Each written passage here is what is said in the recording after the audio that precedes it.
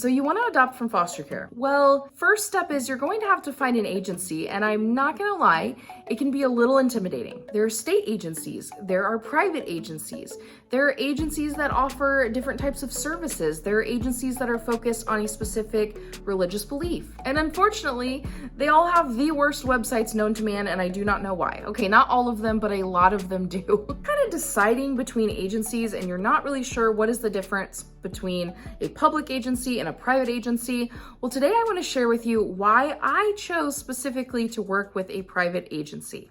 Let's jump in. Hey there, welcome back to my channel. And if you're new here, my name is Katie. Welcome to Adopt Informed. I am an adoption consultant and I work with families from all over the country to help them adopt from foster care. My husband, Nick, and I adopted our 3 awesome kids from foster care, and now I'm on a mission to help others do the same. Last week, I started a series all about finding the right adoption agency. And last week, we discussed a little bit about why it's so important to choose the right agency from the get-go. And this week, I want to pivot and talk about something a little more personal. So today, I want to share the reasons why we chose to go with a private agency versus the state and some of the benefits that we experienced with the agency we chose. Before I begin, I just want to put out a disclaimer here that states can vary a lot, and there are some states where it is actually a lot easier and a lot better to just go with the state agency. So please take what I'm saying with a grain of salt. Please research in your own area of the country.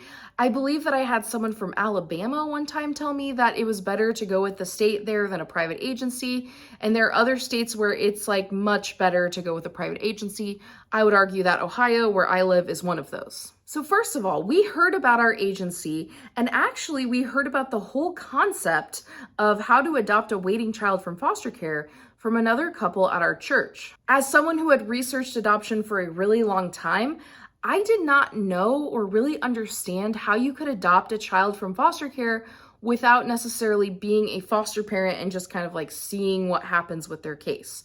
But it is a thing. And I have a feeling that if you're a return viewer, you may have actually found me from my video about how to adopt a waiting child from foster care.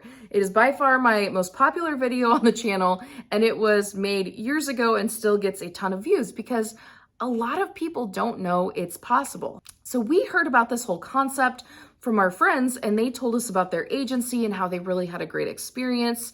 And we were kind of like sold at that point. We had actually already started. We went to 1 or 2 classes or a meeting in a class with a different agency and had ended up pulling out of that one and deciding to go with this other one instead after hearing kind of the testimonial from our friends who had used them. And while no agency is perfect, and our agency definitely had flaws, don't get me wrong, overall they were absolutely amazing. So I want to explain some of the reasonings why we decided to go with the private agency versus the state.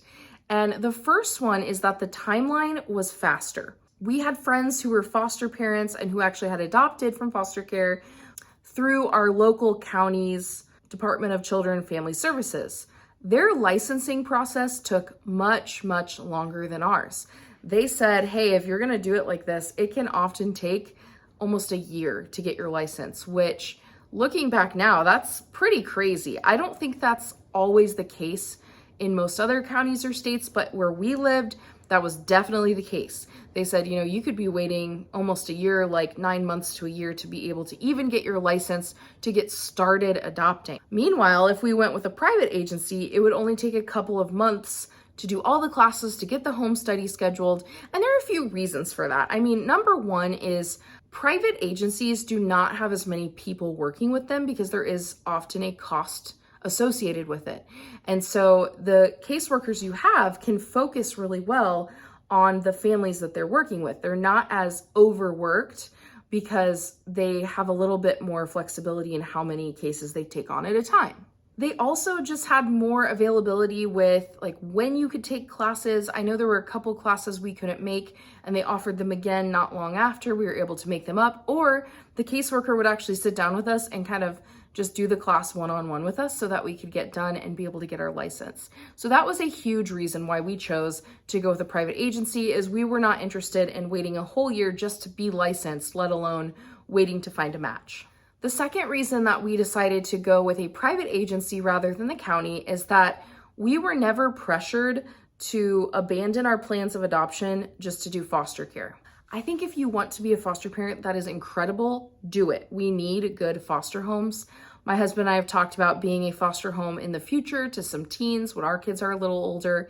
It's something I really, truly believe in. And I saw how great foster parents made such a difference in my kids' lives before we adopted them. And so do foster care if you want to do it. However, if you are truly just like, I want to adopt, don't let anyone make you feel bad about that. I've heard many stories from clients I've worked with about the county kind of pushing them to do foster care, even though they originally said, hey, yeah, we can help you adopt a waiting child. The county was kind of like, hey, it'd be better if you just did foster care and you could just see what happens. And which honestly, I'm surprised they say that, because the goal of foster care is reunification. Like, it is. So if you're going into foster care hoping that that kid does not get returned to their parents, you might need to do some self-reflection, because that is not the goal of foster care.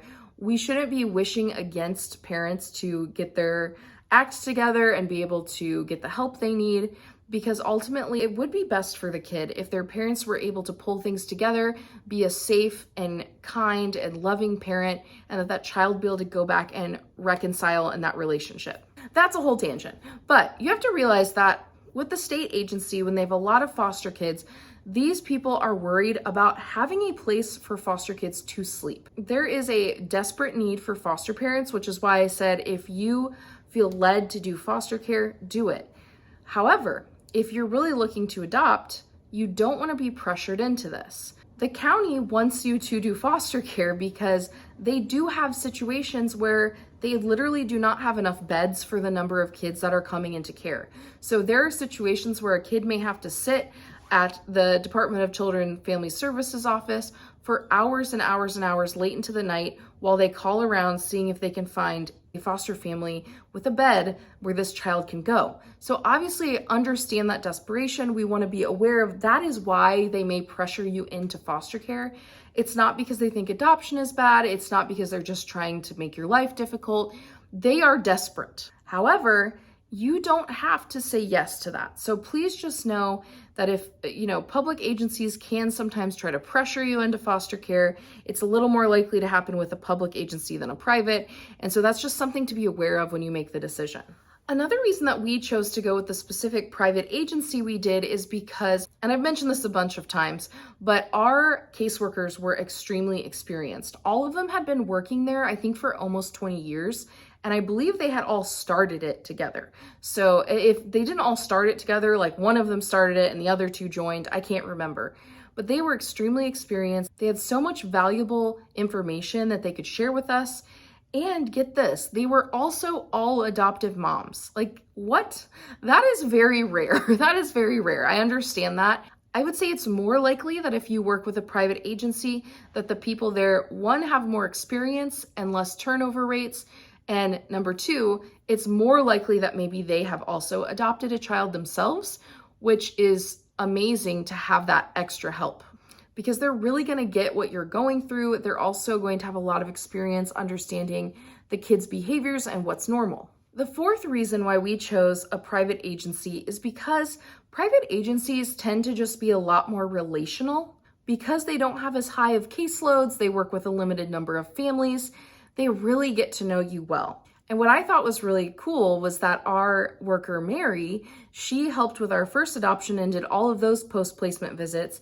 And then when we adopted our older two kids, she also worked with us for those. So she already knew our family. Our youngest was already really familiar with her. She had been to our house a bunch of times. We had a history and kind of a rapport with one another where it felt comfortable inviting her into our home, because you do have a lot of post-placement visits where they will be coming and kind of checking up on you. We always felt really comfortable with her, and we always felt like she was helpful when she was visiting. She understood our situation. She remembered things about our kids. It never felt rushed. She just really took her time and helped us a lot, which I don't think is as likely with a public agency. It really depends on the social worker you get, but obviously with a private agency, they're a little bit more invested if they have fewer people on their caseloads. And on the relational side too, that relationship doesn't even stop when you're done adopting. Like, I still have my caseworker's phone number. She texts me on Mother's Day sometimes and says, Happy Mother's Day, which I just think is like the sweetest thing because, you know, she's not my family member. We're not like really close friends or anything, but the fact that she still thinks of us is pretty awesome to me. And I've been able to text her some questions or ask for help or even connect some of you with her to actually adopt from foster care as well. So there's still that relationship now, even years after the fact. And the last reason that we chose this private agency versus the state agency is because of the post-adoption support they offered. So our agency does things like yearly parties where all the adoptive families can get together and like go bowling, or they do a Christmas party. Obviously COVID shut some of that down, but they do some things like that. It's picking up again, where you can go get to know other families. And what's great about that is then your kids can meet other kids who are adopted and realize that there are other people whose families kind of look like yours. They also offered a support group, like I think every Friday or every other Friday. I can't remember because we didn't take advantage of it like we probably should have. Our agency was a little bit far away from our house, so it interfered with bedtimes for our kids, but we did go a few times. And I do think for a lot of the families who live a little closer, that support group was awesome for them. Like, they felt like they got a lot of support. They were able to come and talk with other people, and they offered childcare for free while you were at the support group. So you got a little bit of a break. There were just things that were provided that aren't always provided with a public agency. And I know some county agencies do have things like that. So please don't think that all state agencies do not have these things. I'm just saying that it is more common in a private agency that they would have these additional forms of support. The other thing they had was a crisis line, which I thought was really interesting. So if you ever had a kid who was just really struggling or just in crisis, you could call this line and get help for how to kind of calm them down, some techniques you could use, which I think is really nice to have as like in your back pocket in case of a really extreme situation, or even if it's not that extreme, you could still call and ask them questions. So that's really great if you're someone who could use that support. And that might be something a state agency has, but again, it's going to depend so much on the county you're in and all of that. And I guarantee that not all private agencies offer all of these things, but I just want to explain to you some of the things that went into our decision process with choosing our specific agency. So there are some reasons why we chose a private agency versus going with the state or county. And this is why I think it's really good to just consider all of the options you have in terms of foster care adoption around you. You want to look at the county, but you also want to look into private agencies and find which one is best. And I mentioned this in my last video, but it's worth it to be really thorough at the beginning in your research than to start with another agency and have to switch halfway through or towards the end. That is just really messy. It can cost you more money. It can cost you more time. So please do the research. It'll be worth it, I promise. Also, I created a worksheet for you for when you're doing this research, and it's 10 questions you should ask every adoption agency. This is specifically for adopting from foster care. So if you are interested in adopting from foster care and you're looking for an agency in your area, you definitely want to download this free worksheet, and you can use it as you begin to contact agencies, ask them the important questions so that you can pick the right agency for you. That will be linked in the description box below. Thank you so much for watching all the way to the end of the video. I appreciate you so much for doing that. I hope you're having an amazing day, and I will see you next week.